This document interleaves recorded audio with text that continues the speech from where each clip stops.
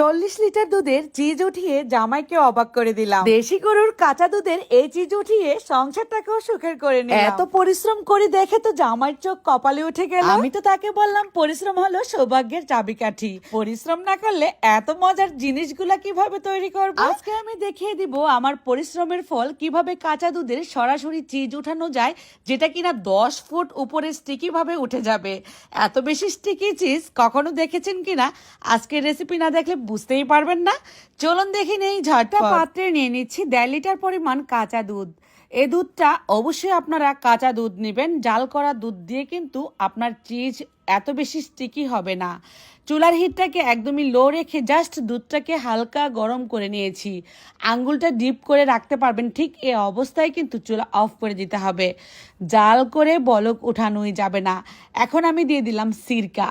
এই সিরকা মানে ভিনেগার। 1 চামচ পরিমাণ ভিনেগারের সাথে 1 টেবিল চামচ পরিমাণ পানি দিয়ে আলতু হাতে নাড়তে থাকবো। এই পর্যায়ে কিন্তু চুলা অফ আছে, একদমই বন্ধ করে দিয়েছি চুলার আঁচ। এখন কিন্তু দেখতে পাচ্ছেন আপনারা থলথলে ছানা বের হয়ে গিয়েছে। একদম পিচ্ছিল আঠালো থলথলে ছানাটা হলেই কিন্তু আপনাদের চিজটা অনেক বেশি স্টিকি হবে।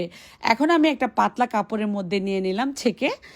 এর মধ্যে সাথে সাথে আমি নর্মাল ঠান্ডা পানি দিয়ে ধুয়ে নিব, যাতে করে থলথলে ভাবটা শক্ত হয়ে না যায়। একটু যদি গরম থাকে তাহলে কিন্তু এই ছানাটা শক্ত হয়ে যাবে, তখন স্টিকি হবে না এই চিজটা, সেদিকে খেয়াল রাখতে হবে। ছানা ধুয়ে নেওয়ার পর এবার আইস দিয়ে দিলাম কয়েক টুকরা নর্মাল পানির মধ্যে। এরপর আমি হাতে চেপে চেপে এই ছানাটাকে একদমই বলের মতো তৈরি করে ফেলেছি। আর চাপাচাপি করার কোনো প্রয়োজন নেই। এখন জাস্ট চিপে নিংড়ে পানিটাকে ঝরিয়ে নেব।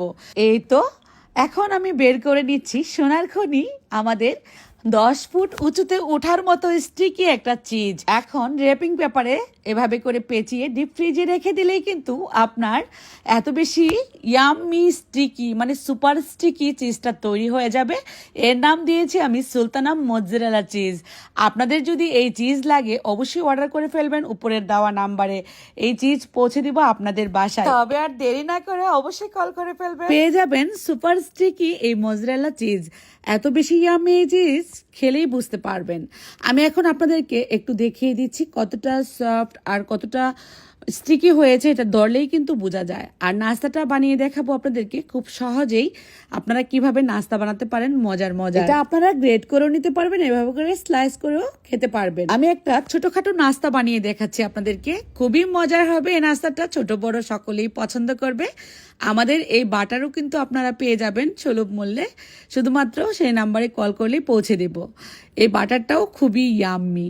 তো একটু বাটার আমি প্যানের মধ্যে এভাবে করে দিয়ে তারপর ব্রেডগুলো দিয়ে দিচ্ছি। এখন আমি 2টা ডিম ফেটিয়ে নিয়েছি, ডিমটা উপর থেকে দিয়ে দিলাম। চুলার হিটটাকে মিডিয়াম টু লো ফ্লেমে রেখেছি। আরও একটু বাটার দিয়ে দিচ্ছি, মাখন কিংবা বাটার। আমাদের মাখন বাটার খুবই ইয়াম্মি, সকালের নাস্তায় জমে ওঠার মতো। উল্টিয়ে দিলাম হাতলে ধরে, তারপর উপর থেকে দিয়ে দিচ্ছি এত বেশি স্টিকি চিজ। এই চিজটা দিয়ে 2 মিনিটের মতো ঢাকনা দিয়ে ঢেকে রেখেছিলাম। এর মধ্যে কিন্তু সুন্দর মেল্ট হয়ে গিয়েছে। এখন নামিয়ে পরিবেশনের পালা। কতটা স্টিকি সেটা কিন্তু দেখলেই বোঝা যায়। ক্যামেরাতে হয়তো বা আপনারা একটু একটু বুঝতে পারছেন, এটা অনেক বেশি উপরে উঠে যায়, এত বেশি স্টিকি। আমার আজকের ভিডিও ভালো লাগলে শেয়ার করবেন, কমেন্টে মতামত জানিয়ে দিবেন। সবাই ভালো থাকবেন, আল্লাহ হাফেজ।